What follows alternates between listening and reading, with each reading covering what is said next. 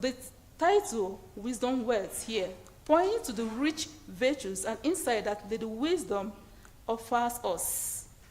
Whenever I refer to Lady Wisdom, I refer to feminine imagery of wisdom. I can also call her Woman Wisdom, because she's a mother, she's a sister.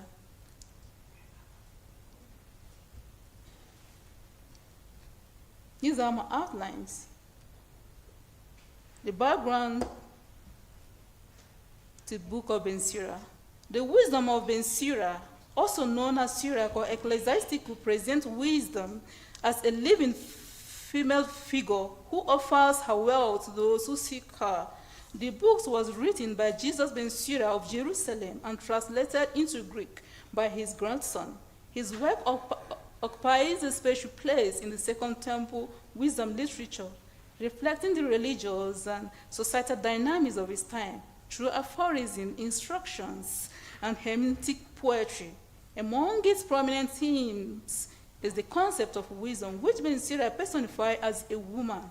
He writes in a time when Greek culture, when Greek Hellenistic ideas were influencing Jewish youth. So Ben Sira presents wisdom rooted in fear of the Lord as the true path, even identifying wisdom with the Torah.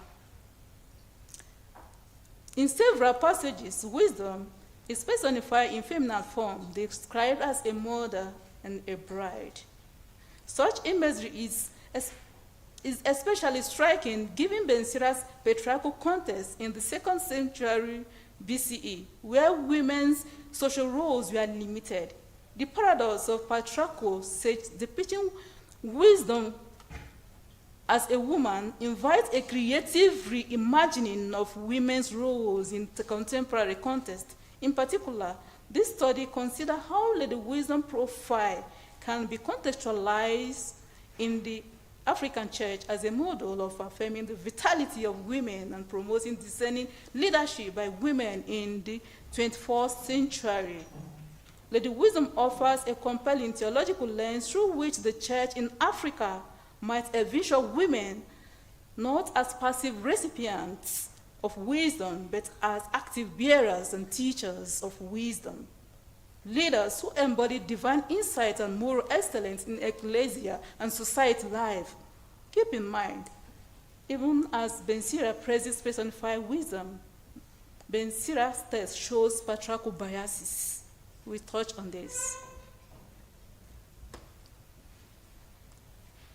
Wisdom in other biblical tradition. First, who is Lady Wisdom? The authors of tradition wisdom books often personify wisdom, giving her a female body who speaks, acts, and preaches. For example, in Proverbs, Lady Wisdom calls out in the streets, inviting people to learn. Here, wisdom has a female voice, a body that can stand in the public and preach.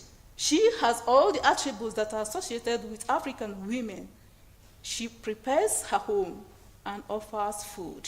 Wisdom of Solomon presents Lady Wisdom as a reflection of eternal light who enters holy souls and makes them friends of God. And Ben Sira uniquely links wisdom to Torah. Statement of the problem. In many African ecclesial contexts, women's roles have been circumscribed by patriarchal system that limits the expression of their gift in both society and ecclesial life, especially in leadership, decision-making, and theological discourse. This challenge resonates with the context of Ben Sira, whose writings emerge from a patriarchal tradition that often degrades women. On the other hand, his text exalts woman wisdom as precious and life-giving, while on the other hand, he includes negative and dismissive remarks about women. This tension invites theological reflection as it creates both problem and negative possibility. Both problem and possibility. His portrayal of wisdom as a woman opens a theological space for reimagining Lady Wisdom as a creative resource for affirming women's dignity, wealth, and contributions. This paper suggests, as mentioned, that resolving this tension and reclaiming wisdom, feminine imagery of divine words can create transformative opportunity for African women, theologians, and leaders to shape the church mission by reinterpreting the wisdom, wealth, and identity in connection with women's own identities and words. We can establish a theological foundation to dismantle systemic barriers.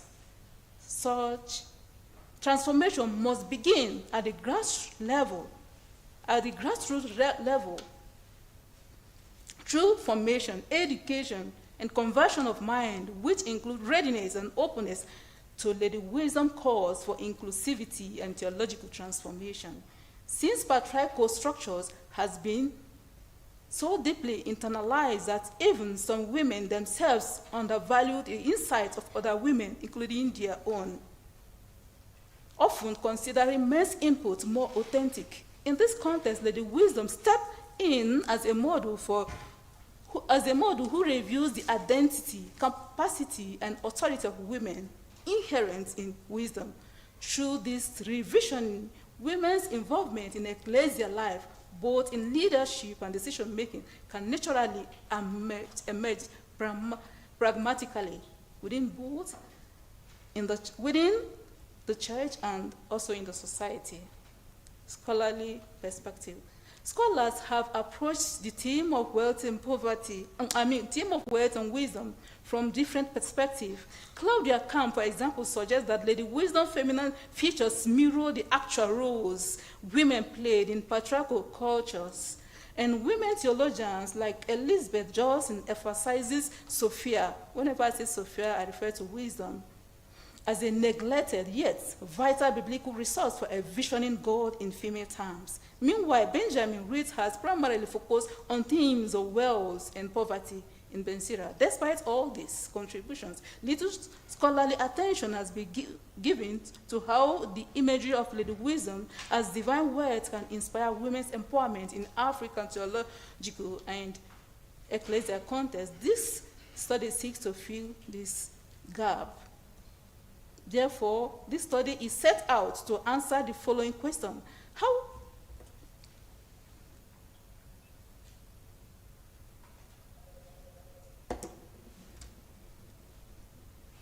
How can the image of Lady Wisdom offer a theological foundation for transforming patriarchal constraints into pathways for women's empowerment and leadership, particularly in the African church and community? In what ways can women's identity and intrinsic qualities be theologically linked to Lady Wisdom, wealth, and poverty and identity? How might this model empower African faith communities, empower synodal participation, inclusivity, and discernment?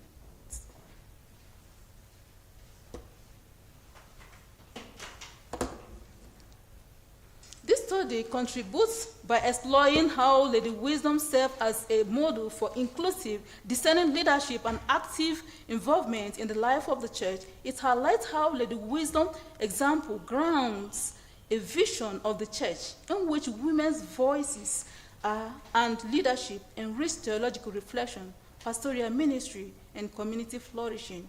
By positioning Lady Wisdom as a paradigm for collaboration and discernment, the study underlines the essential role of women in guiding moral decision-making, nurturing faith, and fostering a more equitable and participatory ecclesial mission. Before I move on, I would like to clear up the biases because of his negative statement about Bensira.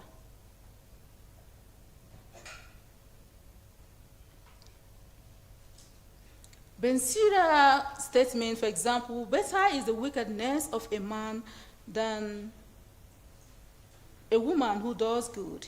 He also laments the birth of a daughter as a potential loss. Passages like these have led some to label Bensira as notoriously misogynistic. So how do we reconcile these statements with his exaltation of John Baxter and Peter Brandt? for instance, have approached this tension and suggest that Bensira's negative-sounding sayings about women must be read in context and understood as employing rhetorical devices common in wisdom literature.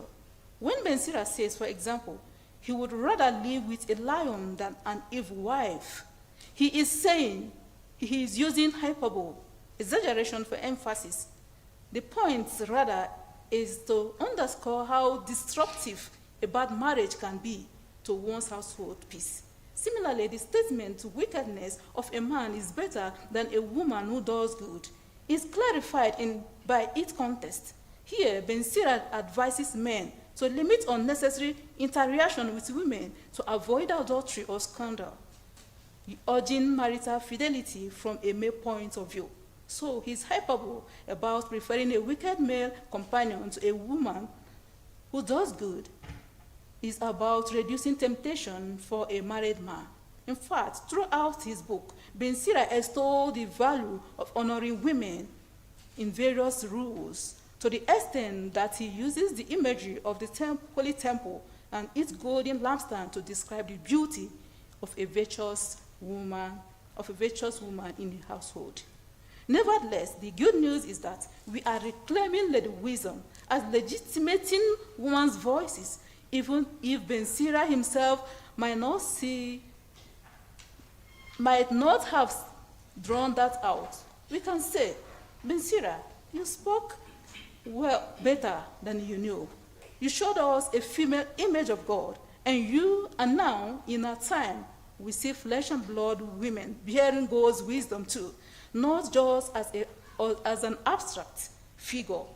Whatever, let the wisdom transcend and spark into our context where we aim to balance patriarchal system issues. Besides, the fact that Bensira personifies wisdom as a woman and compares a virtuous wife to the radiance of the temple shows that he did not view women as inherently evil. Wisdom. Now let us go to some of the exegesis. I'm not going to say everything because of the time. In chapter 1, we see the origin, the gift, and the fear of the Lord in chapter 1. So Bensira opens by declaring, all wisdom comes from the Lord and is with him forever, situating wisdom as both divine and eternal and pre-existent. She is poured out upon all his works to those who love him. The Greek verb for the word poured out, invoke, and burdens, aligning wisdom with a life-giving presence. From verse 11 onwards, fear of the Lord becomes both the beginning, the fullness, crown, and root of wisdom. These metaphors describe wisdom as spiritual wealth. Here, wisdom is both a divine attribute and an intrinsic human gift. Strikingly, verse 14 asks that wisdom was created with the faithful in the womb. The Hebrew word for womb is primarily expressed by Raham and Beten, with Meam, sometimes referring to inner organs.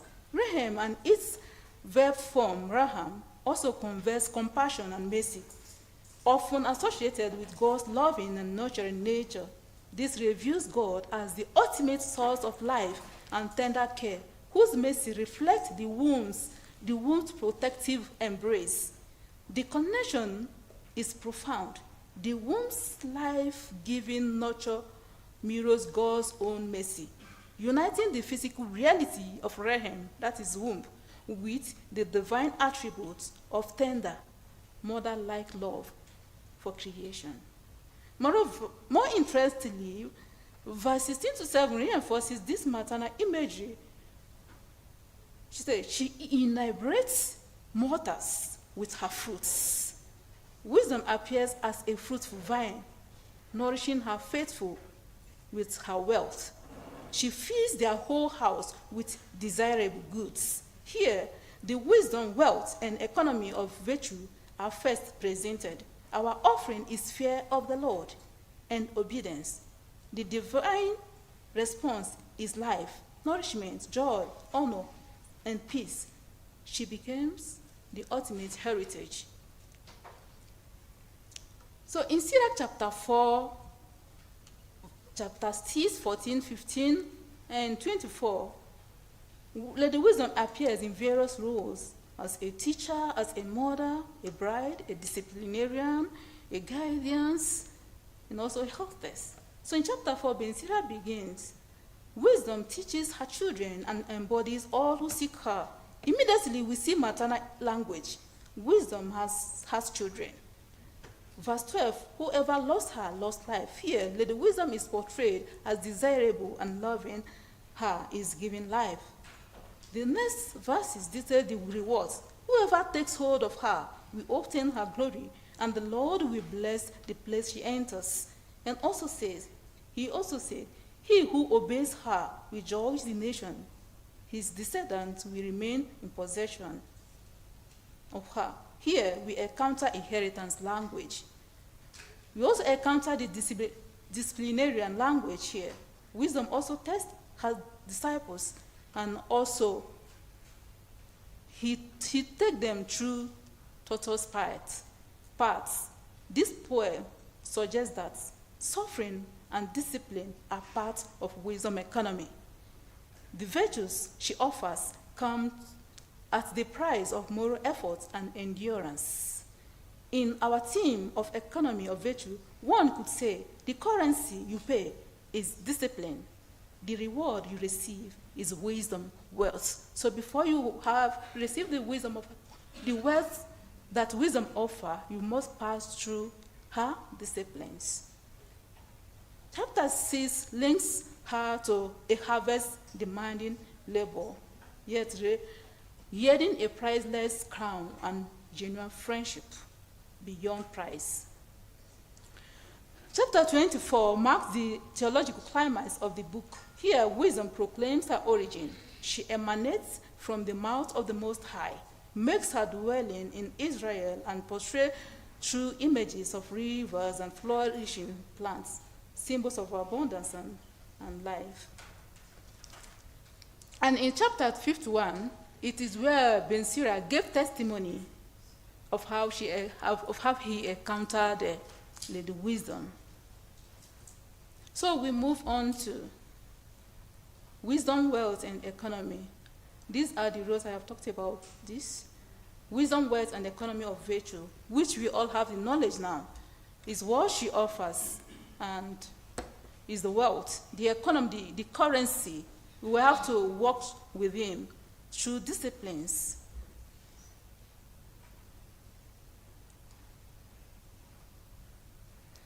We move on to what I called here wisdom and expression of God's feminine self. Divine femininity. This imagery affirms that divine femininity encompasses both masculine and feminine dimensions. Lady Wisdom has often been seen by some scholars as scriptural ways of depicting a feminine aspect of God, what I refer to as divine femininity. This does not imply that God is gendered male or female, for God transcends gender. Rather, it means that those qualities culturally associated with women, such as nurturing, bathing, are seen as belonging to God and are communicated through a feminine figure, Lady Wisdom. This aligns with the biblical testimony that both male and female are created in God's image and likeness. The wisdom as God's feminine nature, closely related to the femininity of God, Lady Wisdom as God's feminine nature is a revelation of who God is in feminine mode. One way to articulate this is to say,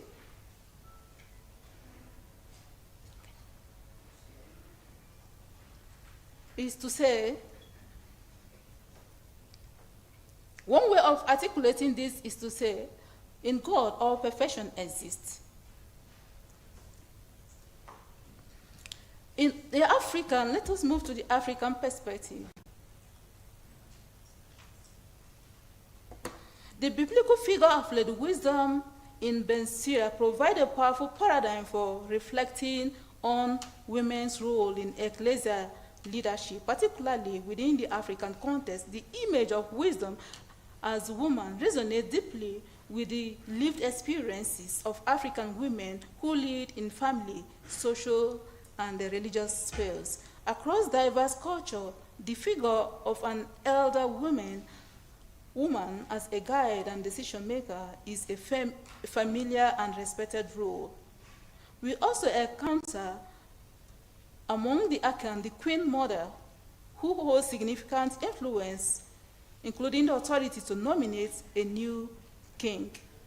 As the community custodian of memory and wisdom, she ensures continuous and balancing. This culture's paradigm strongly echoed the wisdom maternal leadership in Scripture.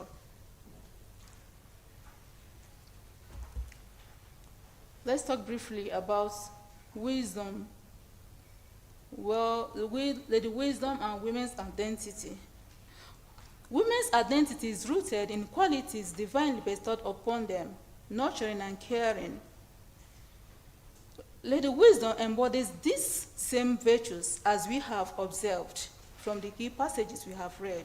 So aligning Lady Wisdom's identity with women's identity affirm that these qualities are not signs of weakness, but expressions of divine strength. Such recognition empowers women to embrace their dignity, authority, and vocation, embodying the life-giving power of wisdom. As they awaken to this endowment, women gain clarity about their gift, capacity, and calling, and are inspired to live according to the wisdom's ways already woven into their being. In doing so, women enrich the African church with fresh vitality and play a decisive role in dismantling patriarchal barriers and opening space for a fuller manifestation of God's wisdom to flourish through them. Dialogue with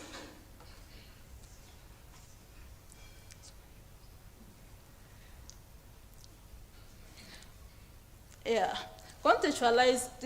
So summarize, I want to talk on contextualizing wisdom wealth for women in African church. Lady Wisdom Wealth provided theological framework for rethinking women's wealth and leadership in today's African ecclesia context, just as Lady Wisdom is depicted as mother, nourisher, and life giver. African women also embody and transmit their wealth through compassion, resilience. Their contribution is often undervalued under a patriarchal system. Women's wealth resides not in possessions, but in their moral, spiritual, and communal endowments, nurturing, and other roles. Recognizing this challenges systems that marginalize women and calls the church to embrace women's gifts as essential ecclesia flourishing. Lady Wisdom economy of virtue can thus be reinterpreted as a woman's economy of virtue, an abundant system where women's leadership enriches the community through spiritual insight and theological scholarship and pastoral care, moral authority. Empowering women to exercise these roles affirms them not as auxiliary participants, but as bearers of divine words. Look, I conclude by saying that Bensura's theology of Lady Wisdom provides a transformative paradigm for women's empowerment in the African church. By recognizing women as embodiments and bearers of wisdom words, the church can move beyond patriarchal constraints towards an inclusive ecclesiology where women's leadership enriches the whole Christ. This vision not only empowers women, but also renews the African church witness as community, nourished by the endless banquet of wisdom.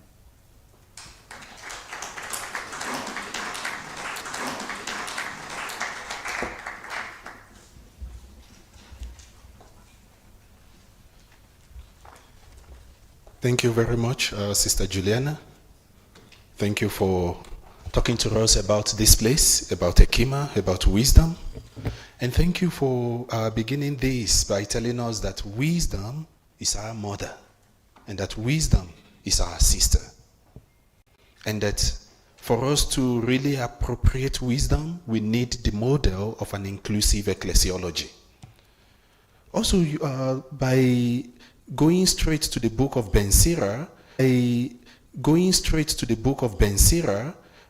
were able to show the place of Lady Wisdom in that text. And there you were able to show us actually that Lady Wisdom is not limited to this book, but we find this also in the book of Proverbs, in the book of Job, in the book of Wisdom of Solomon, and then this Ben Sirach. But what is interesting about Wisdom of Solomon and then this Ben Sirach? But what is interesting about the understanding of Lady Wisdom in Ben Sirach is the imagination that came with this whole concept within the context of the Greeks. Understanding wisdom as the fear of the openness to the role of women, in the church. You went ahead also to show, call it, some questionable understanding of Ben Sirach regarding women. And you mentioned some of the verses where women seemed to be denigrated.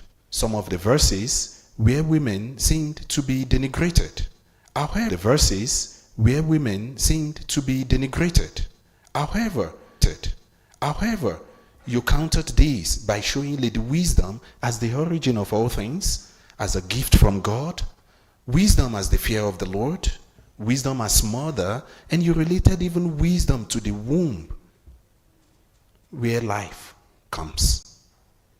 You also talked where life comes. You also talked about the fruitfulness of wisdom. And you brought this home to Africa, where we begin to see some figures of elderly women who also play the role of teachers, of guide, and of decision makers. You alluded to the Hakan culture, where we have the mother queen.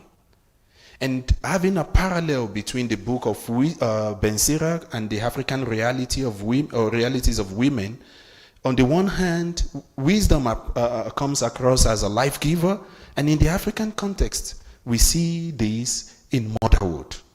On the other hand, or again, back to Ben Sirach, wisdom comes as a teacher and a guide, and here in Africa, we see women playing the practical role of wisdom in the daily life. Also in Ben Sirach, we see wisdom as a sustainer, as one who fortifies. And on the African continent, we also find women with their philosophy, or call it the hermeneutics of resilience and passing on faith, even in the moment of hardship. You concluded by saying that Ben Sirach indeed provides us a paradigm for women empowerment, an empowerment that gives us